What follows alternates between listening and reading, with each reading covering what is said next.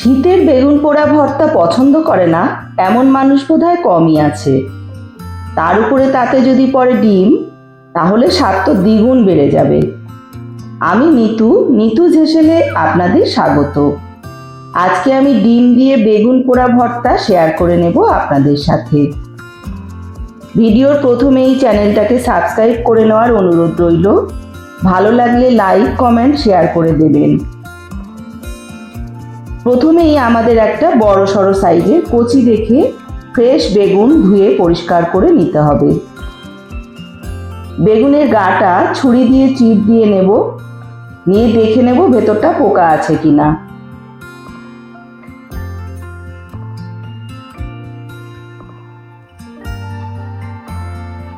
কাটা জায়গায় বেশ কয়েকটা রসুনের কোয়া ভরে দেব।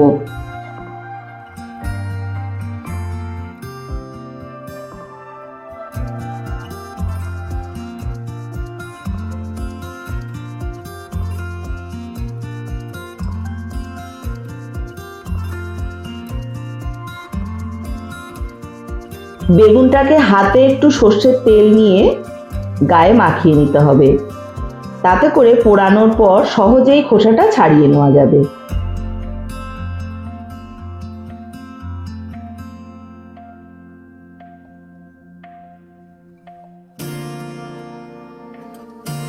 গ্যাসে একটা জাল বসিয়ে তার উপর বেগুনটাকে বসিয়ে দিলাম।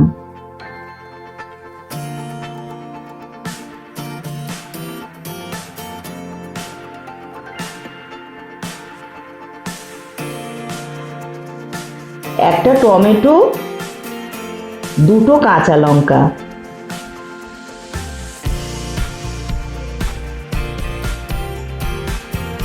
একটা বড় সাইজের পেঁয়াজ একসাথে দিয়ে পুড়িয়ে নেব।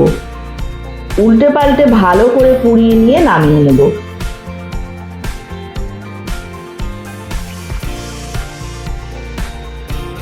টমেটো, লঙ্কা,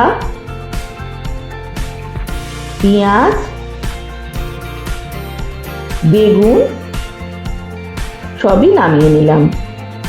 লঙ্কা হাত দিয়ে পরিষ্কার করে নিতে হবে।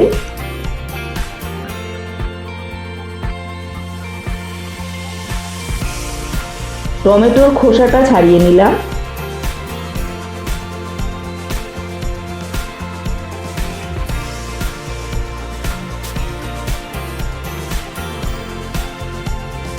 পেঁয়াজের খোসাটাকেও ছাড়িয়ে নিতে হবে।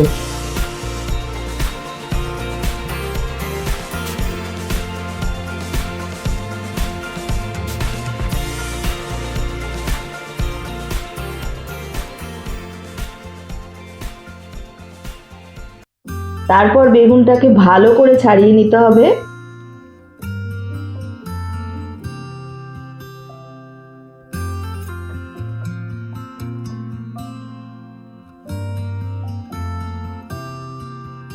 বেগুনের ভিতর থেকে রসুনের কোয়াগুলোকে বের করে নিলাম।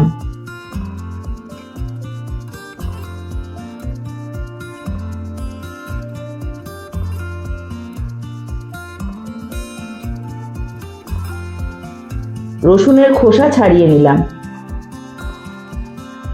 অলরেডি যারা আমার বন্ধু হয়ে আছেন, এমনভাবেই তারা আমার পাশে থাকবেন। যারা এখনো বন্ধু হননি, তারা আমার চ্যানেলটাকে সাবস্ক্রাইব করে বেল আইকন প্রেস করে দেবেন। নিত্য নতুন রেসিপি পেয়ে যাবেন সবার আগে। আমাকে এগিয়ে যেতে সাহায্য করার জন্য অনেক ধন্যবাদ আমার সকল বন্ধুদের। গ্যাসে কড়াই বসিয়ে তাতে পরিমাণ মতো সর্ষের তেল দিয়ে গরম করে নেব। গরম তেলে রসুনের কোয়াগুলোকে ছেড়ে দিলাম।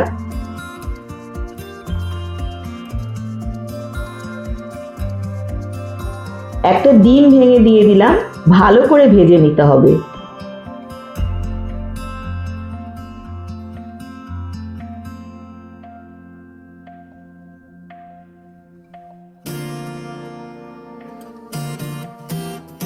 এই সময় এর মধ্যে পোড়া লঙ্কাগুলোকে দিয়ে দেব।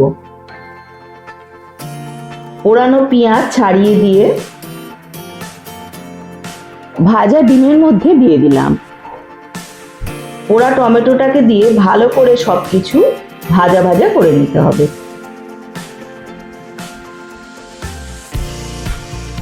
1 চামচ লবণ দিয়ে দিলাম এই সময়, হাফ চামচ হলুদ গুঁড়ো,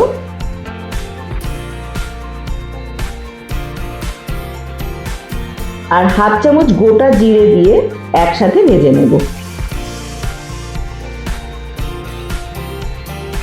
বেগুন দিয়ে মিশিয়ে নেব ভালো করে। শীতের বেগুন দিয়ে এভাবে যারা খেয়ে থাকেন তারা তো জানেন যে এই ভর্তাটা কতটা টেস্টি হয়। আর যারা এইভাবে কোনোদিন ভর্তা খাননি তারা বানিয়ে খেয়ে দেখবেন কতটা মজার হয় গরম ভাতে মেখে খেতে বা রুটি দিয়ে। হয়ে এসেছে এই সময়ে, অনেকটা শুকনো শুকনোই হয়ে গেছে। 1 মুঠো ধনেপাতা কুচি দিয়ে মিশিয়ে নেব।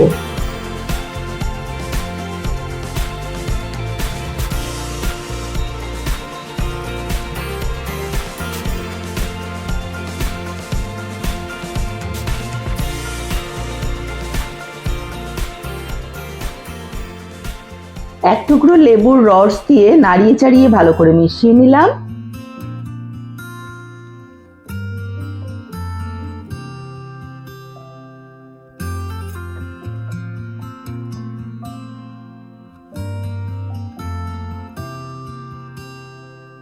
এবারে একটা পাত্রে নামিয়ে নেব।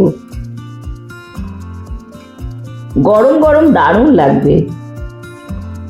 সুস্থ থাকবেন, ভালো থাকবেন। আমি নিতু আবার আসছি পরের রেসিপি নিয়ে।